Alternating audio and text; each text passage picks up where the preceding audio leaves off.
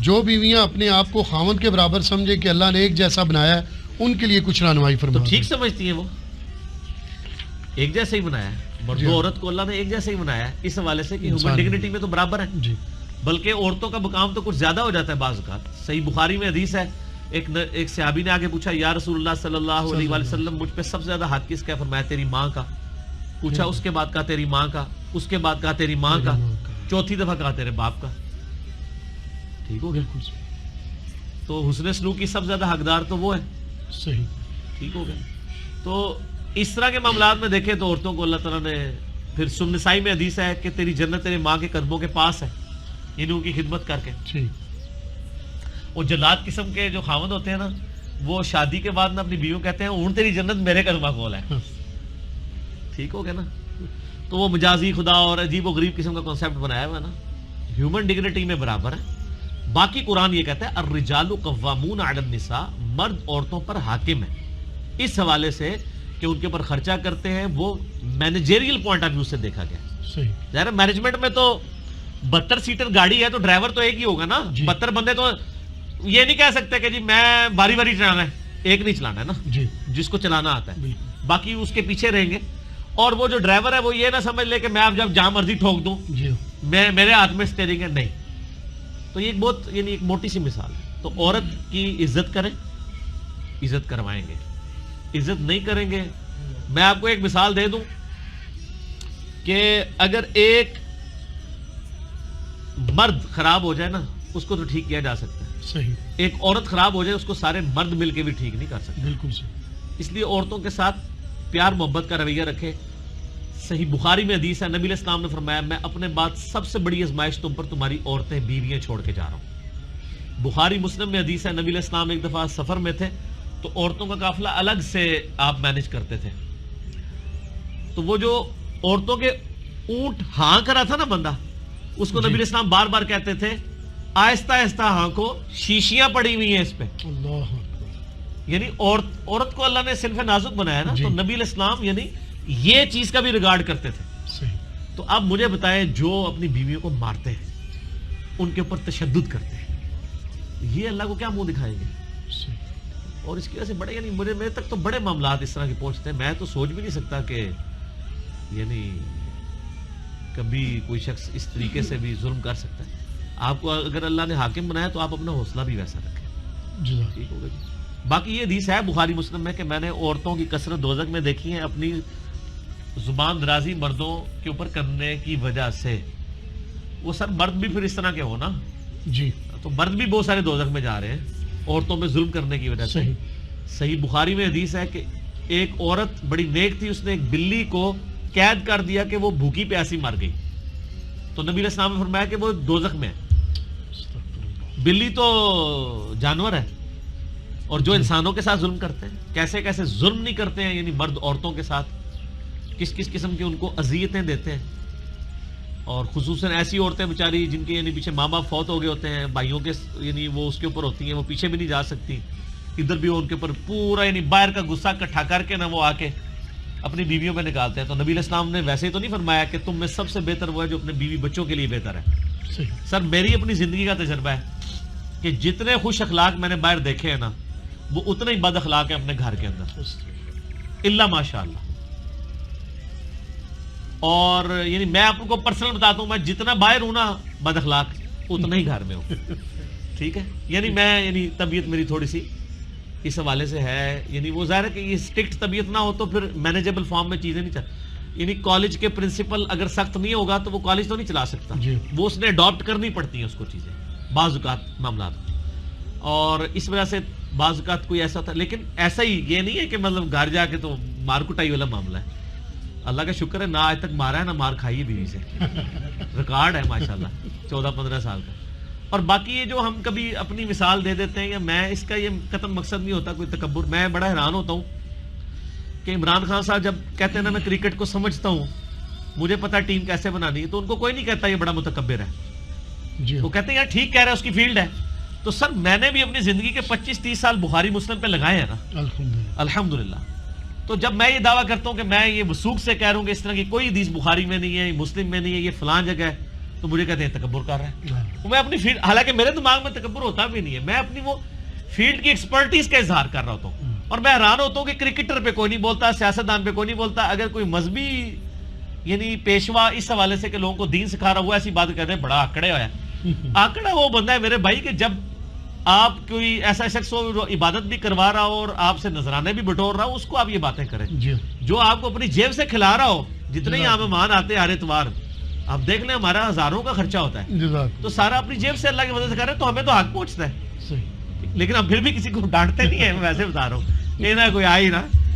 تو یعنی میری طبیعت پرسنلی میری طبیعت میں بہت زیادہ مزہ ہے، اور مزہ والا شخص ہی پھکیاں دے سکتا ہے، اینٹی وینم دے سکتا ہے، الزامی جواب دے سکتا ہے. ورنہ ہم سکا سڑا بندہ یہ کام نہیں کر سکتا. جی جی جو اس کے بارے میں تھوڑا سا کرتے ہیں، جو ذہنی پریشانی ہے، ہاتھ تو نہیں اٹھاتے ہوتے، لیکن یہ جو فیملیز کے بارے میں ایسا دیکھنا مطلب کہ وہ اتنی ٹینشن لیتے ہیں کہ وہ گھر کی بیوی جو وہ اتنی ڈپریشن کے شکار، وہ بھی حرام ہے نا جی. 2 ہفتے تک نیند ہی نہیں آتی. ہاں نہیں، وہ بھی حرام ہے جی. اس میں تو قرآن میں یہ آیا ہے کہ جب میاں بیوی کا اس طریقے سے اختلاف ہو، ایک حکم مرد کی طرف سے ایک عورت کی طرف سے آئے، اور وہ آپس میں یہ یعنی جس کو یعنی عورت والی سائڈ کے لوگ بھی حکم مانے اپنا، اس کا فیصلہ قبول کریں گے، اور مرد والے بھی، پھر وہ آپس میں یعنی ٹرمز اینڈ کنڈیشن طے کریں. اور اگر آپ کو یہ اندازہ ہو جائے کہ یہ بیانڈ ریپیئر ہے، تو فوراً سے پہلے خلا کی طرف چلے جانا چاہیے. اگر یہ ساری چیزیں اسٹیبلش ہو جائے. یہ جو لوگ زبردستی نکاح چلاتے رہتے ہیں نا، ایک بچہ ہوا، 2 ہوئے، 3 4، پھر 10 سال کے بعد پھر بھی اولاد یہ ہو ہی جاتی ہے، تو اس وقت بڑا کام بگڑ چکا ہوتا ہے. ٹھیک ہو گیا. اس لیے اس طلاق کو حلال رکھا گیا ہے. ناپسند ضرور ہے لیکن حلال ہے، کہ بسا اوقات جینورلی طلاق لینی پڑ جاتی ہے. اسی طریقے سے بعض اوقات شادی کے بعد یعنی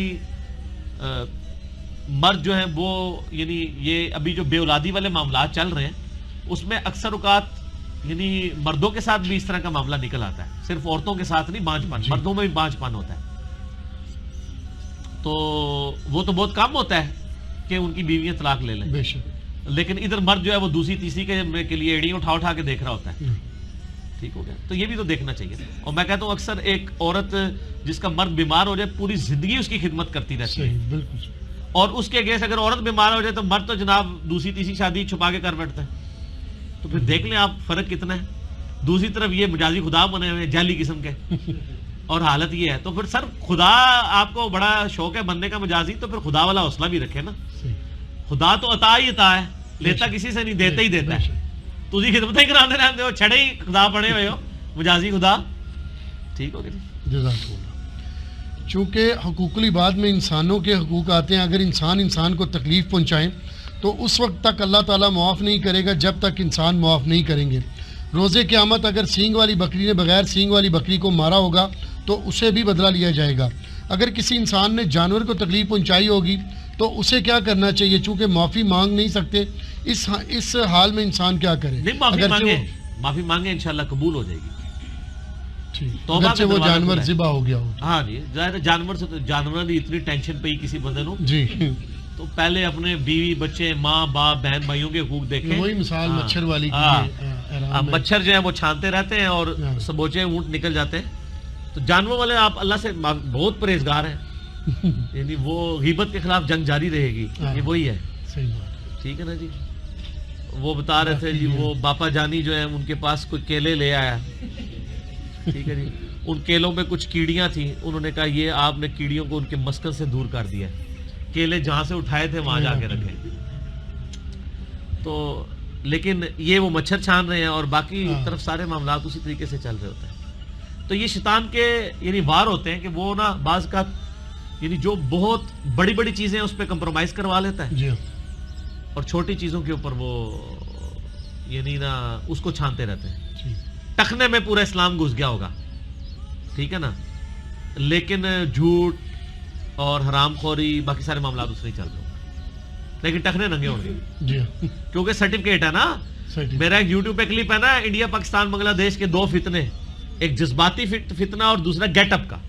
اگر آپ کے پاس داڑھی ہے، ٹھیک ہے، چاہے اگی ہوئی ہے یا آپ نے لگائی ہوئی ہے، اور آپ پاس پگڑی ہے، خوبصورت سے صاف ستھرے کپڑے ہیں آپ کے، تو سر آپ پرہیزگار ہیں، جو مرضی کرتے رہو دنیا میں. تو آپ کو، اور یہی حدیث ہے صحیح مسلم میں، اللہ تعالیٰ تمہاری شکلوں اور مال کو نہیں دیکھتا، دلوں اور اعمال کو دیکھتا. بے شک. کہ وہ ڈاکٹر سراج صاحب میرے استاد, مجھے ان کی بات یاد آ گئی, تو وہ اکثر ان طرح کے جملوں میں بولتے تھے کہ تم اپنی داڑھیوں اور پگڑیوں سے پبلک کو دھوکہ دے سکتے ہو, خدا کو نہیں دے سکتے. اور واقعی پبلک کی انہوں نے مت مار دی ہوئی ہے. آپ دیکھیں نا انہوں نے کس طرح کے گیٹ اپس بنا کے آئے ہوتے ہیں پبلک میں, ان کے کپڑے دیکھیں اینج لگتا ہے کہ اینج اون نکلے رہے, چٹی چمڑیاں بوڑھے ہو کے بھی. اس لیے کہ سر جب آپ ایئر کنڈیشن مسجد سے ایئر کنڈیشن حجرے میں اور ایئر کنڈیشن حجرے سے ایئر کنڈیشن گاڑی میں جائیں گے اور آپ رزق لال عین عبادت ہے وہ نہیں کریں گے تو آپ کو نور تو خود چڑھے گا. یہ جتنے نورانی لوگ ہیں نا, ان کو ذرا ایک ہفتے کے لیے جون جولائی کی گرمی میں آپ ذرا سڑک کے کنارے مزدوری کرائیں, سارا نور ان کا آ جائے گا ٹھکانے پہ. آپ دیکھ لینا یہ ہمارے کرکٹر جب گرمیوں میں کرکٹ کھیل کے آتے ہیں تو ان کے رنگ کس طرح ہو جاتے ہیں, ٹھیک ہے نا. تو یہ سارا نور جو ہے نا یہ مریدوں کی برکت ہے. وہ مجھے اگلے دن ایک بندہ کہہ رہا تھا ویسے آج کل وہ یہ بھی ٹرینڈ آنا چاہیے, لوگوں نے گاڑی کے پیچھے لکھا ہوتا ہے نا مرشد کی نگاہ, تو مرشد نو بھی چاہیے کہ مریدہ دے نظرانے دی برکت نال وہ بھی لکھایا کرن پیچھے.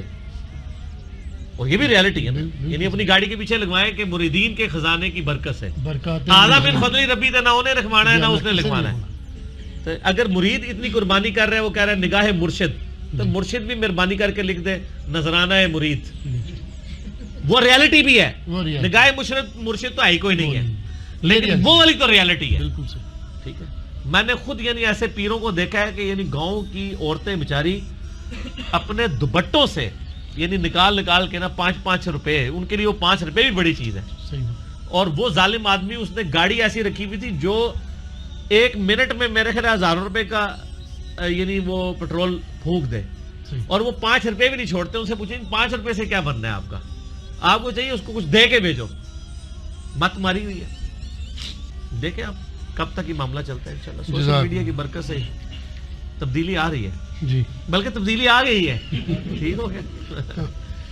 کیا 1 سال پہلے میرے دوست کا نکاح ہوا لیکن رخصتی نہیں اور پھر طلاق ہو گئی, کسی کاغذ پر طلاق لکھ کر بھیج دی, کیا دوبارہ صلح کی قرآن و حدیث میں گنجائش ہے؟ 3 طلاقیں ہو گئی ہیں, کوئی گنجائش نہیں ہے. طلاق کے لیے ضروری نہیں ہے کہ آپ نے بیوی کے سامنے بیٹھ کے کہنا ہے, آپ علیحدہ بیٹھ کے بھی کہیں, SMS کر دیں, لکھ کے بھیج دیں. وہ بعض لوگ طلاق لکھ کے بھیجتے ہیں, وہ کہتے ہیں چٹھی پہنچن نہیں دیتی جی, اسی رستے جی پکڑ لی سی. اور چٹھی سے نہیں, جس وقت اس نے چٹھی لکھی تھی نا اسی وقت طلاق ہو گئی تھی. اگر اس پہ یہ لکھا تھا کہ میں طلاق دیتا ہوں, اگر وہ یہ جملہ لکھے نا, فقہ حنفی نے اصل میں فرضی مسئلے بنا کے لوگوں کو کنفیوز. فقہ حنفی میں اگر وہ یہ لکھے نا کہ جیسے ہی یہ تمہیں میری چٹھی ملے تو تم اپنے آپ کو متعلقہ تصور کرو. واقعی ایسی صورت میں اگر چٹھی نہ ملے اس کو, پھر طلاق نہیں ہوگی. اس مسئلے سے لوگ ڈسیو ہو گئے جی, وہ چٹھی جان نہیں دیتی جی, رستے جی پھاڑ لی. دیکھو نا پنگا لیا نا, انہوں نے فرضی مسئلہ بنایا, وہ گاٹے فیٹ ہو گیا. اب وہ لا کہتے ہیں کہ جناب ہم نے تو یہ کہا تھا کہ جیسے ہی چٹھی ملے تو طلاق تصور کرنا. اگر کوئی لکھے کہ میں طلاق دیتا ہوں تو چٹھی تو ملنا ضروری نہیں, وہ ادھر ہی طلاق ہوگی, یا ٹیکسٹ کر دے یا واٹس ایپ کر دے, ہر لحاظ سے طلاق ہو جائے گی. اور اس کے لیے بیوی کا سامنے ہونا ضروری نہیں ہے. اکیلے کمرے میں بیٹھ کے بھی کوئی بیوی کو طلاق دیتا ہے تو طلاق ہو جائے گی. 3 دیے ہیں تو اگرچہ دینا حرام ہے, اسٹیبلش ہو جائے گی. 1 یا 2 ہیں پھر تو رجوع ہو سکتا ہے, جب مرضی رجوع کریں. رخصتی اس میں نہیں ہوئی, اس کی اچھا رخصتی نہیں ہوئی تو پھر دوبارہ نیا نکاح کر لیں. اگر رخصتی نہیں ہوئی بھی ٹھیک ہے, اور بھی کوئی گڑبڑ نہ ہوئی ہو, مرد عورت نے ایک دوسرے کو ٹچ نہ کیا ہو, ہاں وہ والا کام نہ ہوا ہو. پاکستانی رخصتی کی بات نہیں ہو رہی, عرب کی رخصتی کی بات ہو رہی ہے.